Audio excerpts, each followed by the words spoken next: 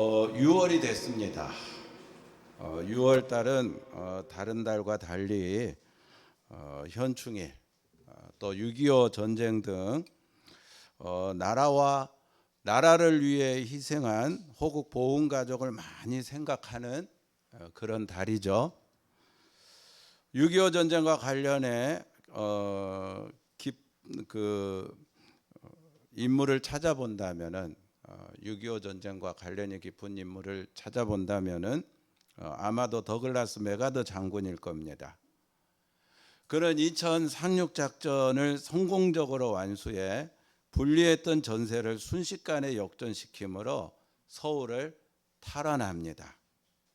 그리고 북진의 북진을 거듭하여 평양을 점령하고 드디어 압록강까지 진격합니다.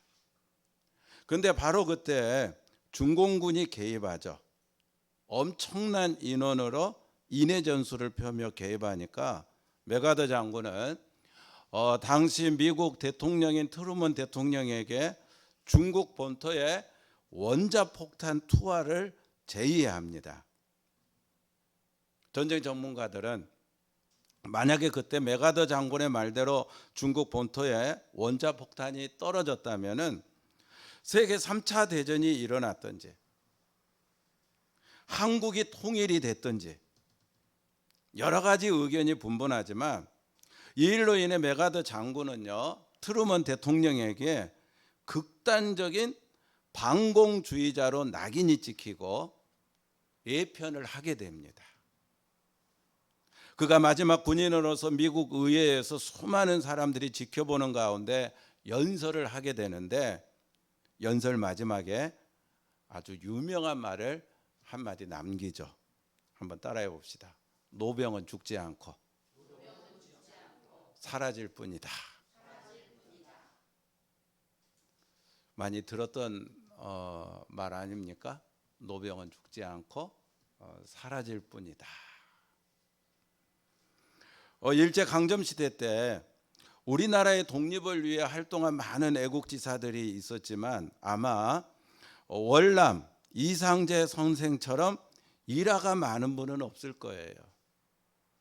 그는 특별히 나이가 먹을수록 젊은이들과 함께 하려고 했습니다. 그래서 지금의 보이스카우트 전신인 소년연합 척후대를 조직했고, 투옥될 때는 일본을 향해 거침없이 성경의 말씀을 인용해 칼을 사용하는 자는 칼로 망할 것이다 라고 독서를 내뱉었고, 출소 후에는 언더우드 목사님을 찾아가 이 나라의 미래는 기독 청년들을 양성하는 길밖에 없다면서 오늘날의 YMCA를 조직하고 또 이 YMCA 발전에 혁혁한 공을 세웠습니다. 월남 이상제 선생은요, 늘 젊은이들과 함께 어울리기를 좋아했다고 그래요. 하루는 그런 이상제 선생을 향해 너무 청년들이 허물없이 어울리다 보니까 버릇이 없어진다면서 청년들과 어울리기를 자제해달라고 요청하자 월남 이상제 선생은 이런지하에 이렇게 말을 합니다. 내가 청년이 돼야지. 청년들어 노인이 되라고 할 수는 없다. 그러면서 거절했다는 거예요. 그래서 월남 이상제 선생을 항상 따라다니는 말이 있었습니다. 바로 만년 청년, 그린 올드 에이지, 푸른 청년. 이게 월남 이상제 선생의 별명이 되었다고 그래요. 만년 청년, 푸른 청년. 금세기 최고의 대중연설가요 동기부여자로 유명했던 지그 지글러라고 하는 분이 있습니다. 아마 성공을 꿈꾸는 사람치고 이분의 책 한두 권 정도 안 읽어본 분이 없을 정도로 정상에서 만납시다, 시도하지 않으면 아무것도 이룰 수 없다, 부정을 긍정으로 바꾸는 기술, 성공의 법칙, 하나님의 방법이 최선의 방법이다, 희망을 쏟아 등 25권의 베스트셀러를 출판한 분이자 요즘 말로 하면은요, 여러분 일타 강사 아시죠? 일타 강사 중에서도 최고의 일타 강사였어요. 지그지글러가. 그는 5살 때 아버지를 여의고 12형제 중 10번째 아들로 극심한 가난과 고난을 극복한 자기 개발의 성공자였습니다. 그가 2012년 86세의 나이로 죽기 전에도 왕성한 집필과 강연을 하며 이렇게 말을 했어요. 나는 은퇴하지 않습니다. 더 열심히 일할 뿐입니다. 내 생명이 다하는 그날까지 나는 기운이 빠지지도 조용히 입 다물고 앉아있지도 포기하지도 않을 것입니다. 사실 지금도 나는 워밍업 중입니다. 사랑하는 우리 무지개 가족 여러분,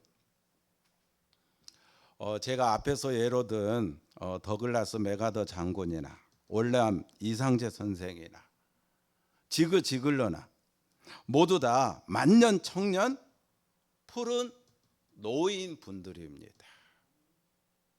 그야말로 푸른 청년으로 사신 분들이에요. 거기다가 한 분을 더 추가한다면 오늘 기도하신 강영남 집사님을 추가할 수 있겠다 싶은데, 오늘 설교 제목처럼 상록수 인생이고 상록수 신앙입니다. 신념이 있으면 젊고 의심이 있으면 늙는다고 그래요. 자신을 가지면 젊고 두려움을 가지면 늙습니다. 희망을 품으면 젊고 절망을 품으면 늙습니다. 모든 사람 마음 가운데는요, 녹음실이 있는데 이 녹음실에 아름다움과 희망과 격려의 용기에 관한 말이 들려오는 동안에는 여러분이 젊을 수 있어요. 그러나 전선이 끊어지고 여러분의 마음에 염세라고 하는 눈덩이와 해이라고 하는 얼음으로 뒤덮이면 오직 그때 여러분은 늙게 되는 겁니다. 사람은요, 마음과 어떤 신앙으로 살아가느냐, 이게 오늘 저와 여러분에게 중요한 거예요. 상록수 마음과 상록수 신앙으로 살아가면 나이의 늙음을 극복할 수가 있습니다. 그래서 여러분도 저 푸른 노인들처럼 푸른 노인이 될 수 있어요. 겉사람은 후패하나 속사람은 날로 새롭도다. 한번 따라해 봅시다. 겉사람은 후패하나 속사람은 날로 새롭도다. 요즘은요, 늙었다고 해서 자꾸 늙은이 대접 받으려고 하면 젊은이들이 욕하는 그런 시대가 됐어요. 옛날에는 연세가 많으면 그래도 다 대접해 주려고 그랬는데 요즘 시대는 하도 이상한 시대가 돼가지고 내가 나이 먹었다, 그래서 그 나이 먹은 걸 대접받으려고 하면 젊은이들이 어떻게 생각을 해요? 싫어해요. 그래서 저는 지하철 타면은 일부러 자리에 안 앉습니다. 야, 그래도 나 아직은 젊다. 일부러 자리에 안 앉는데, 성경은 늙어도 결실하며 진액이 마르지 아니하며 빛이 청청하며 그 행사가 다 형통하리로다. 저와 여러분 모두가 다 푸른 노인이 될 수 있기를 바랍니다. 상록수 인생, 상록수 신앙의 주인공들이 다 될 수 있게 되기를 주님의 이름으로 축원합니다. 자, 오늘 본문에 보면은요, 갈렙이라고 하는 노인이 나오는데, 이 갈렙이야말로 진짜 상록수 신앙으로 살았던 푸른 노인입니다. 딘즈데일 영이라고 하는 분이 갈렙의 인물됨을 이렇게 평가를 했어요. 들어보실래요? 85살에도 기운이 솟구쳤던 놀라운 노인, 안악 자손들을 몰아낼 것을 얘기하며 기뻐했던 노인. 갈렙은 노년에도 청년의 힘과 활력과 낙관적 전망을 가졌다. 자, 여러분, 얼마나 멋진 상록수 인생, 상록수 신앙의 모델입니까? 누가? 갈렙이. 그래서 이 시간에는 이 본문의 갈렙을 통하여 상록수 인생, 상록수 신앙의 주인공이 되는 비결을 찾아보며 함께 은혜를 나누기를 원하는데요. 하나님께서 저와 여러분 우리 모두에게 은혜를 주시기를 원합니다. 자, 먼저 상록수 인생, 상록수 신앙에 대한 정의부터 할게요. 여러분 나무를 보면은요, 낙엽수가 있고 상록수가 있어요. 자, 낙엽수는 어떤 나무입니까? 예? 가을이 되면 겨울을 앞두고 잎이 어떻게 돼요? 예, 떨어지는 나무가 낙엽수입니다. 상록수는 가을이 되어도 겨울이 되어도 여러분 변하지 않고 항상 푸른 나무로 있어요. 그래서 낙엽수 신앙은요, 어떤 신앙이냐면 신앙생활 잘하다가도 마음이나 환경에 어떤 변화가 생기면 쉽게 낙심하고 방황하는 신앙을 가리킨다라고 여러분 생각해 볼 수 있어요. 반대로 상록수는요, 상록수 신앙은 여러분 맑을 때나 비 올 때나 눈이 내릴 때나 변함없이 푸르게 자라는 나무처럼 저들의 푸르른 솔잎을 보라. 상록수 노래 아시잖아요. 저들의 푸르른 솔잎을 보라. 소나무가 대표적인데, 그래서 이 상록수 신앙은 상황과 조건에 관계없이 한결같은 신앙을 가리킵니다. 변함없는 신앙을 가리키는 거예요. 요셉이 상록수 신앙의 주인공입니다. 형제들한테 배신을 당해도 애굽의 노예로 팔려가도 보디발 장군의 집에서 모함을 받아도 한번 들어가면 나오지 못한다는 깊은 감옥에 갇혀도 술 맡은 관원이 나가면 꺼내준다고 약속을 했는데 나가고 2년이나 까마득하게 요셉을 잊어먹었어도 여러분 요셉의 하나님을 향한 신앙은 결코 변함이 있었다 없었다? 변함이 없었어요. 상록수 신앙이었어요. 여러분 다니엘이 상록수 신앙의 주인공입니다. 나라가 망해가지고 먼 타국의 포로로 끌려갔어도 지금부터 한 달 동안 왕외에 어떤 신이나 어떤 사람에게 무릎을 꿇은 자가 있다면은 그 사람은 사자밥이 되어 죽을 수밖에 없다라고 하는 그런 조서가 바로 자기를 죽이기 위한 원수들의 음모와 계략임을 알고 있었음에도 불구하고 여전히 습관을 쫓아 하루에 3번 하나님을 향해 무릎을 꿇고 감사하며 기도했던 것처럼 다니엘의 하나님을 향한 신앙은 결코 변함이 없었어요. 항상 푸른 신앙이었어요. 할렐루야. 욥이 상록수 신앙의 주인공이에요. 고난의 대명사로 불릴 만큼 욥에게 끊임없이 고난이 닥쳤습니다. 동방의 의인으로 인정받았는데 여러분 갑자기 물질 다 잃고 사람 다 잃고 가족 다 잃고 자식 다 잃고 건강까지 다 잃고 감당할 수 없는 고난이 욥에게 닥쳤습니다. 오죽하면 그 욥의 부인이요 하나님 욕하고 혀 깨물고 죽으라고 했을까요? 그만큼 감당할 수 없는 고난이 욥에게 닥쳤던 거거든요. 그런데 성경은 욥이 이 모든 일에 입술로 범죄하지 않았다라고 말씀하고 있어요. 한 걸음 더 나아가서 나의 가는 길을 오직 그가 아시나니 나를 단련하신 후에는 내가 순금이 되어 나오리라고 찬양했던 것처럼 욥의 하나님을 향한 신앙은 결코 변함이 없었습니다. 푸른 신앙이었어요. 상록수 신앙이었어요. 사랑하는 우리 무지개 가족 여러분, 여러분의 신앙은 믿음 있어 보이다가도 상황에 따라 일이 일비하는 낙엽수 신앙입니까? 아니면 사시사철 시냇가에 심은 나무가 철을 따라 열매를 맺으며 그 잎사귀가 마르지 아니함 같이 상록수 신앙입니까? 여러분 안에 이미 주인으로 와 계신 성령 하나님께서 변함이 없는 신앙으로, 시들지 않는 신앙으로, 생명력 있는 신앙으로 여러분의 신앙도 상록수 신앙으로 붙잡아 주시기를 주님의 이름으로 축원합니다. 자, 우리 옆에 분하고 이렇게 인사합시다. 상록수 신앙의 주인공이 되시기 바랍니다.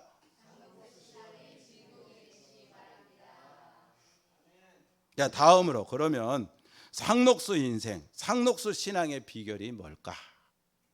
자, 첫째, 상록수 인생, 상록수 신앙의 비결은요, 오늘 말씀해 보니까 전심 신앙으로 하나님만 바라봐야 합니다. 자, 말씀 읽어볼게요. 6절 다 같이 읽습니다. 6절입니다. 여호수아 14장 6절 말씀입니다. 시작. 그때에 유다 자손이 길갈에 있는 여호수아에게 나아오고 그니스 사람 여분네의 아들 갈렙이 여호수아에게 말하되 여호와께서 가데스 바네아에서 나와 당신에게 대하여 하나님의 사람 모세에게 이르신 일을 당신이 아시는 바라. 그니스 사람 여분네의 아들 갈렙. 여러분, 사실 이 갈렙은요 히브리 사람이 아닙니다. 이스라엘 사람이 아니에요. 이방인입니다. 이방인.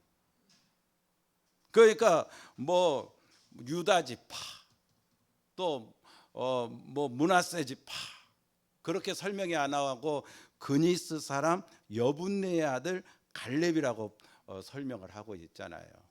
이방인이에요. 이방인. 이스라엘 백성들이 출애굽할 때 모세를 따라서 많은 잡족들도 함께 따라 나왔는데 갈렙은 즉 그 잡족 출신입니다. 잡족. 듣보잡. 듣지도 못하고 보지도 못한 잡놈. 누가? 갈렙이. 네? 여러분, 유대인들은 이방인들을 증오하죠. 개 취급하고 돼지 취급하고 그들이 가장 혐오하는 그런 게 이방인 아닙니까? 오죽 뭐 기도할 때 하나님 앞에 기도할 때 나는 이방인으로 태어나지 않는 것을 감사합니다. 그렇게 기도할 정도로 이 이방인을 아주 혐오를 해요. 질색합니다. 뿐만 아니라 애굽에서 태어난 세대는 다 광야에서 죽어야만 했는데 그런데 오늘 말씀 보니까 그런 잡족 출신 갈렙이 어떻게 축복의 땅 가나안에 들어오는 행운을 누릴 수 있었고 더 나아가 가나안 땅의 복락을 누리는 행복자가 될 수 있었을까? 그런 갈렙이. 자, 계속해서 8절 읽어볼래요? 8절입니다. 자, 다 같이 시작. 올라갔던 내 형제들은 내 백성의 간담을 높게 하였으나 나는 내 하나님 여호와께 충성하였으므로. 자, 하나님 여호와께 충성했다라고 말씀하고 있어요. 누가? 갈렙이. 자, 9절 읽어봐요. 그날에 모세가 맹세하여 이르되 네가 내 하나님 여호와께 충성하였은즉 네 발로 밟는 땅은 영원히 너와 내 자손의 기업이 되리라 하였나이다. 역시 하나님 여호와께 충성하였다고 말하고 있습니다. 누가? 갈렙이. 자, 계속해서 14절 읽어볼까요? 14절 말씀입니다. 헤브론이 그니스 사람 여분네의 아들 갈렙의 기업이 되어 오늘까지 이르렀으니 이는 그가 이스라엘의 하나님 여호와를 온전히 쫓았습니다. 하나님 여호와를 온전히 쫓았다는 거예요. 누가? 갈렙이. 그래요. 성경은 그 비결로 하나님 여호와를 온전히 쫓는 충성스러운 신앙을 말하고 있습니다. 여러분, 상록수 인생, 상록수 신앙의 비결은 다른 게 아니에요. 전심 신앙입니다. 전심. 오늘 아침에 애들하고 줌으로 예배드리면서 야, 충성이 뭐냐? 네, 충성이라고 하는 요걸 한자로 쓸 수 있냐? 그러니까 잘 못 쓴대. 여러분, 충이 뭡니까? 가운데 충. 그 밑에 뭐가 있어요? 마음심이 있잖아요. 성은 정성성이잖아요. 그러니까 정성을 다해 가운데 마음을 바치는 게 이게 충성인 거예요. 할렐루야. 나라에 바치면 나라를 위해 충성하는 거고, 하나님께 바치면 하나님의 나라를 위해 충성하는 거고. 그러니까 오늘 말씀해 보니까 갈렙이 여호와께 충성했다. 여호와를 온전히 쫓았다. 이거 다른 게 아니에요. 전심 신앙을 가리키는 겁니다. 올해 우리 교회 표어가 뭡니까? 하나님께 전심. 누구 앞에서도 하나님께 전심. 어떤 환경 앞에서도 하나님께 전심. 이 전심의 신앙이 있는 자가 상록수 인생, 상록수 신앙의 주인공이 될 수 있습니다. 여러분, 성경에 보면 사울 왕이 나오고, 그 다음에 다윗 왕이 나오고, 그 다음에 솔로몬 왕이 나오죠. 자, 저를 따라서 한번 해봅시다.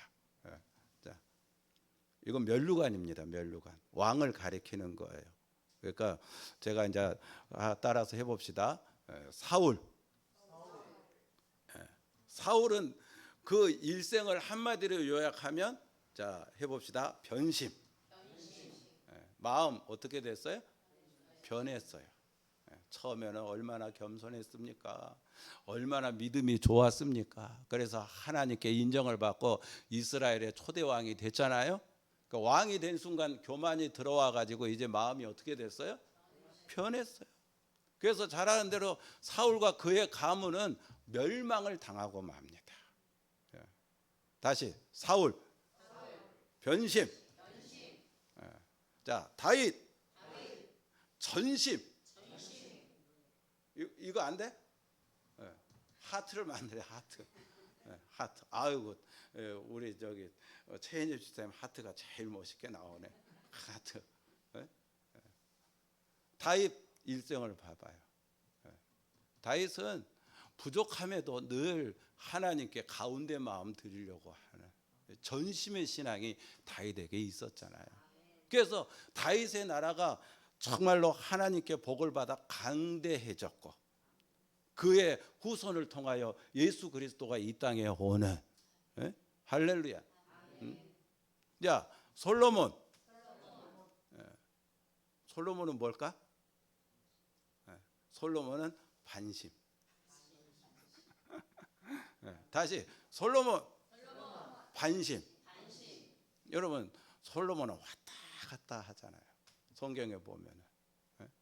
그 나중에는 우상 숭배에 빠져가지고 결국 그가 죽고 난 다음에 나라가 북왕국 이스라엘, 남왕국 유다로 두 동강으로 갈라지고 말잖아요. 마음이 반쪽이에요. 이리 갔다 저리 갔다. 좋을 때는 이리 갔다가 나쁠 때는 이리 가고 왔다 갔다 한 사람이 솔로몬이에요. 솔로몬. 자, 사울 뭐? 변심. 다윗 전심. 솔로몬 반심. 반쪽. 그럼 여러분은 전심. 우리는 전심이야죠. 전심의 신앙이야죠. 다윗처럼. 여러분, 다윗에게는 전심 신앙이 있었어요. 아버지의 심부름으로 형들에게 도시락 배달을 갑니다. 가던 날이 장날이라고 마침 이스라엘과 블레셋이 전쟁을 하는데 사울 왕과 이스라엘 군대가 블레셋 골리앗이라고 하는 거인에게 꼼짝을 못하고 있는 거예요. 하나님의 모욕을 당하는데도 누구 하나 나서는 자가 없는 거예요. 자, 이때 다윗은 어린 소년이었지만 당당하게 골리앗 앞에 나갑니다. 그것도 창과 칼로 나가는 게 아니라 물맷돌 5개 들고 골리앗 앞에 나가요. 그러니까 그런 다윗을 볼 때 여러분, 골리앗이 얼마나 기가 차겠습니까? 저런 미친놈 뭐 있나 싶을 정도로. 그러니까 이제 골리앗이 이야기하잖아요. 네가 나를 개로 여기느냐?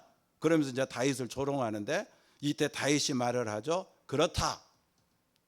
나는 너를 개로 여긴다. 너는 창과 칼을 갖고 나에게 다가오지만 나는 만군의 여호와 하나님의 이름으로 너에게 다가간다.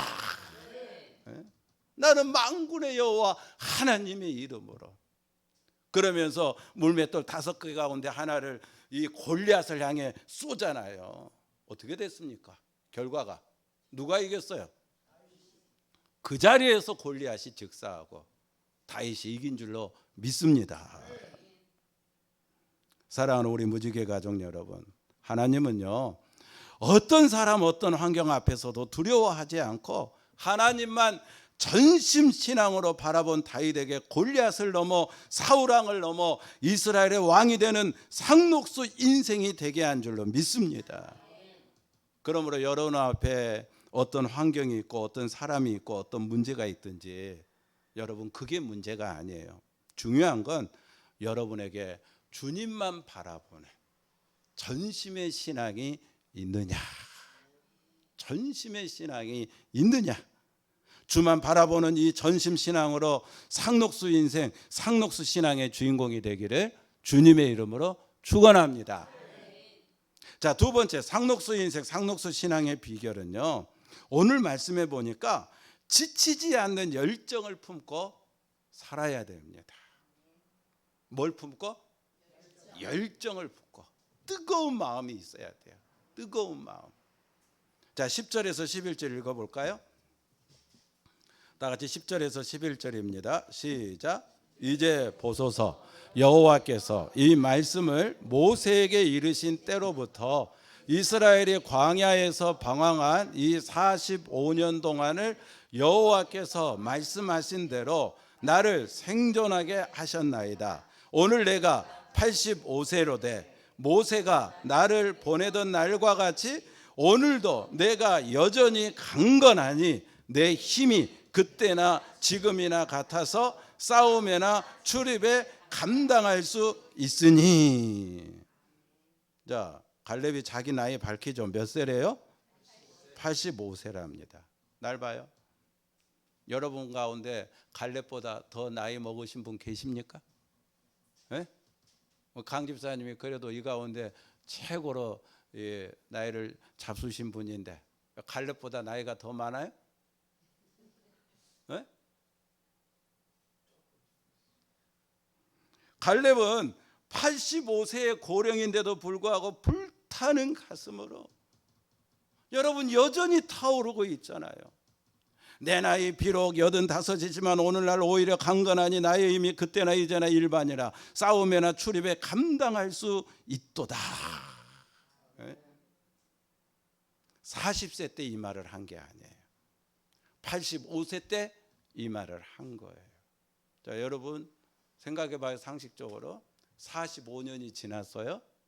몸이 늙어야 안 늙어요? 네? 그럼 몸이 늙으면 마음도 늙어야 안 늙어요? 예? 아니 몸이 늙으면 마음도 늙지.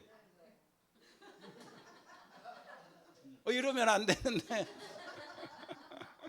네? 일반적으로 몸이 늙으면 마음도 늙고 또 마음이 늙으면 몸도 늙어지고. 근데 여러분 갈렙 보십시오. 45년이라고 하는 세월이 흘렀는데도 세상에 몸도 안 늙었어. 마음도 안 늙었어. 비결이 뭐예요? 그건 첫 번째 비결이고, 두 번째 오늘 말씀해 보니까 지치지 않는 열정이 이 갈렙 속에 있기 때문에 이게 가능했던 거예요. 불타는 열정이 있었기 때문에.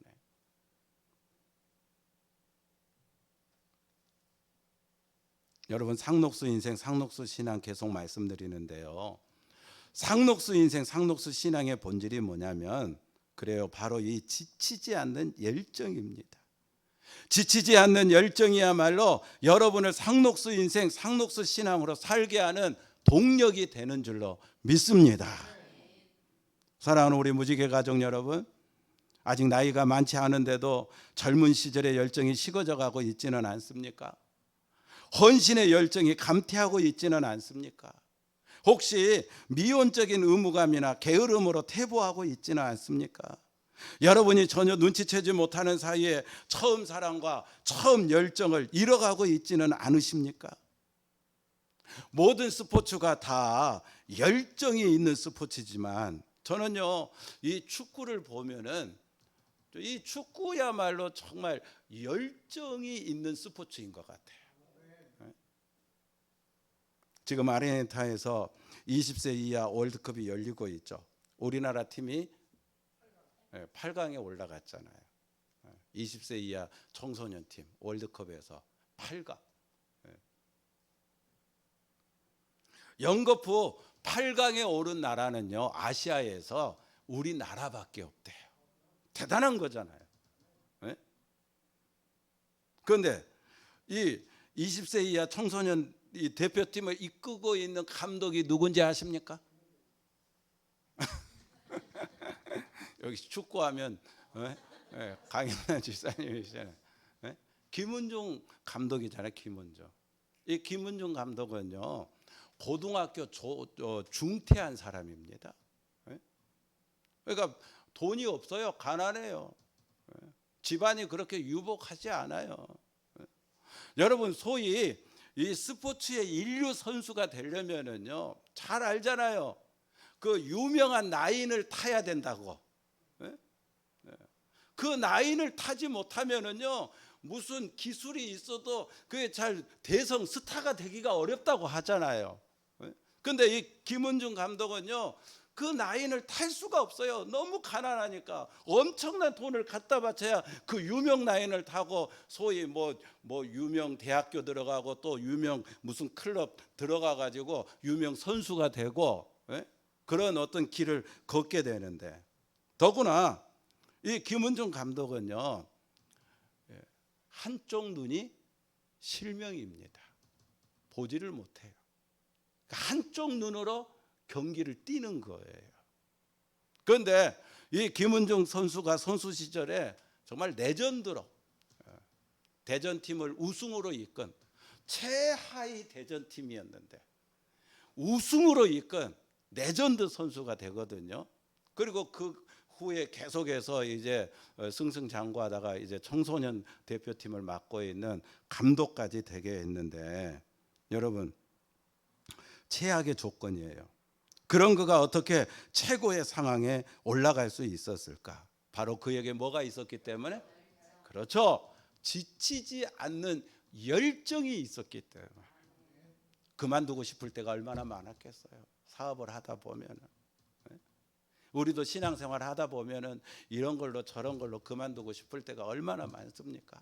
그러나 우리에게 천국에 대한 지치지 않는 열정이 있으면, 하나님에 대한, 하나님 사명에 대한 지치지 않는 열정이 있으면 우리가 푸른 인생, 푸른 신앙의 주인공이 될 수가 있습니다. 상록수 인생, 상록수 신앙으로 승리할 수가 있어요.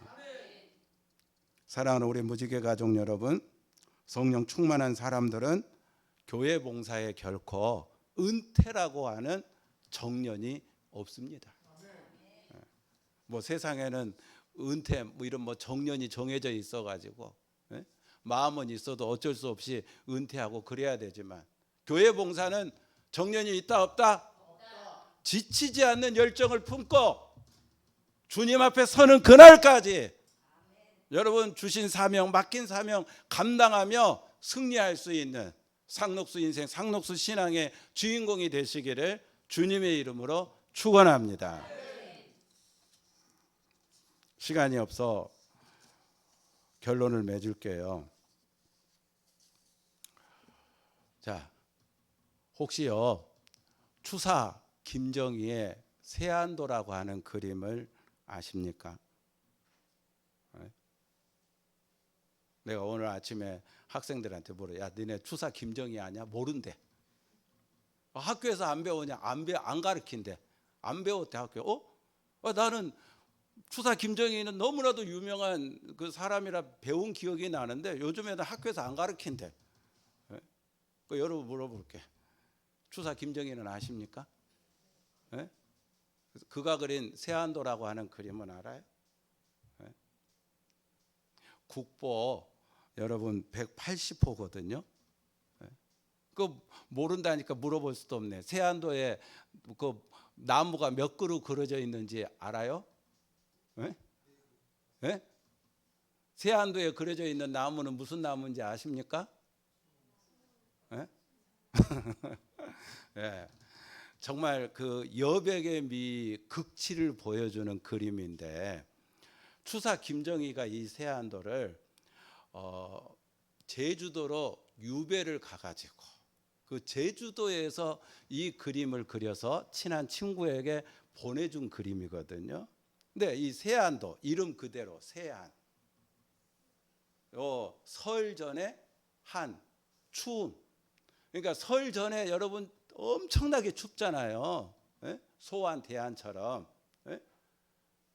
바로 그때 그 추운 겨울에 소나무 진엽수 네 그루가 그 그림에 그려져 있는데, 이 그림을 통해서 추사 김정희가 말하고 싶은 건 뭐냐면, 비로소 추운 겨울이 되어야 소나무의 그 항상 푸른 소나무의 가치를 알게 된다. 항상 푸른 상록수의 가치를 알게 된다. 그리고 그 그림에 보면은 소나무 침엽수가 얼마나 굳굳하게 여러분 이렇게 그려져 있습니까? 그러니까 이거는 우리에게 적용한다면, 고난을 당해봐야 그 사람의 사람됨을, 신앙을 알 수 있다는 거예요. 네? 뭐를 당해봐야? 고난을 당해봐야. 온실 속에서는 다 성경책 들고 다니니까 신앙이 있어 보여요. 온실 속에서는 다 뭐 예배 드린다고 나와서 예배 드리니까 신앙이 있어 보여요. 그런데 욥과 같이 감당할 수 없는 고난이 한번 닥쳐보면, 그 사람이 진짜 그런 중에서도 하나님을 향하여 지조 있는 소나무가 어떤 추위나 어떤 계절에도 항상 푸르른 상록수로 있는 것처럼 변함없는 푸른 신앙으로 하나님 바라보면서 있는가?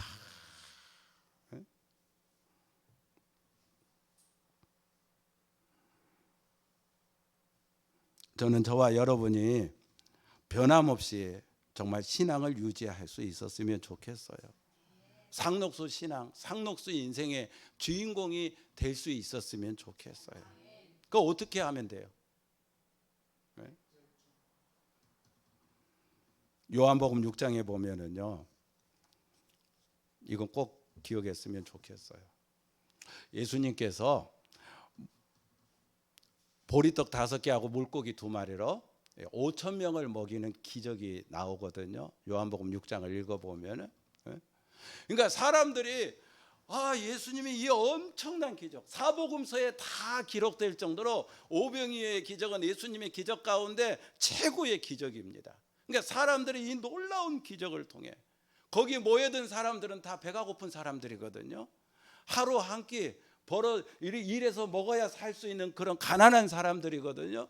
근데 지금 당장 자기들 눈앞에 예수님께서 보리떡 5개하고 물고기 2마리로 이 엄청난 인원, 2만 명이 넘는 인원을 먹이잖아요. 그리고 12광주리가 남게 되잖아요. 그러니까 예수님이 왕이 되면 자기들의 모든 먹고 사는 문제가 해결될 것 같아가지고 예수님을 왕으로 세우려고 마음을 먹었는데, 근데 예수님께서 엉뚱한 이야기를 합니다.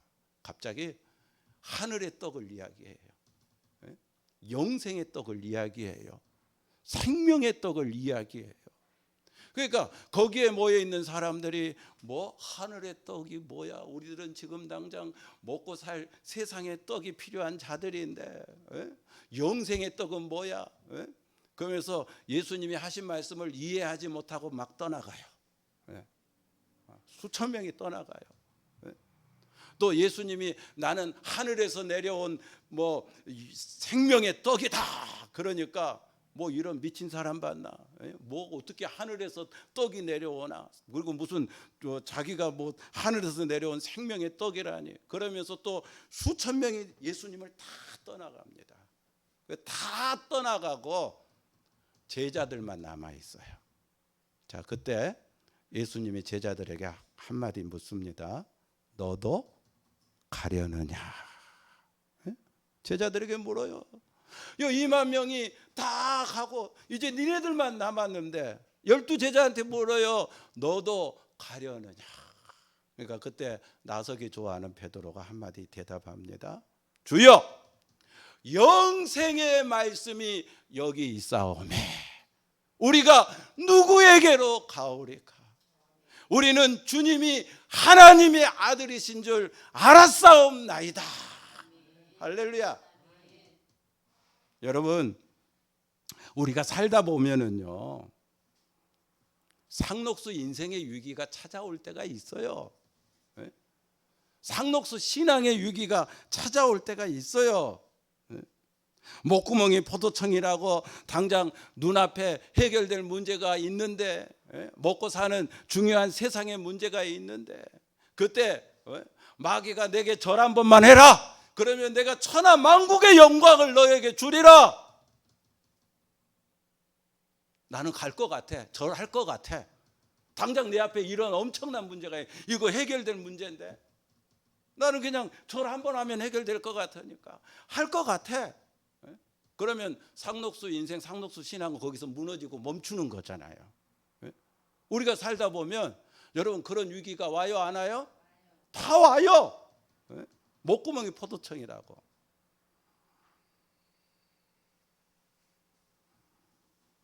물질로 가정이 휘둘리고 인생이 휘둘리고 해결 못하면 감옥의 갈판인데 누가 버티고 서겠습니까? 누가 다 넓은 길로 가려고 하지, 다 좋은 길로 가려고 하지, 누가 좁은 길로, 누가 안 좋은 험한 길로 가려고 하겠습니까? 그래요, 안 그래요? 그런데 바로 그때 요한복음 이 말씀처럼 저와 여러분이 우리 신앙생활에 영생의 말씀에 대한 확실한 체험이 있다면은, 주님에 대한 확실한 체험이 저와 여러분에게 있게 된다면은, 내 안에 성령으로 오신 그분이 내 인생의 주인이시구나라고 하는 사실에 대한 확실한 체험이 저와 여러분에게 있게 된다면은, 그 순간에도 우리는 상록수 인생, 상록수 신앙의 위기를 극복하고 상록수 인생, 상록수 신앙이 되어 하나님께 영광을 돌리는 복된 성도가 될 줄로 믿습니다. 지난주 성령 강림 주일 지났잖아요.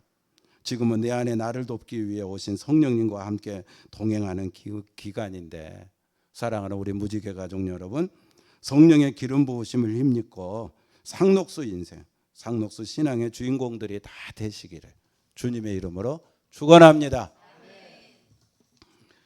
우리 다 같이 찬송가 620장입니다.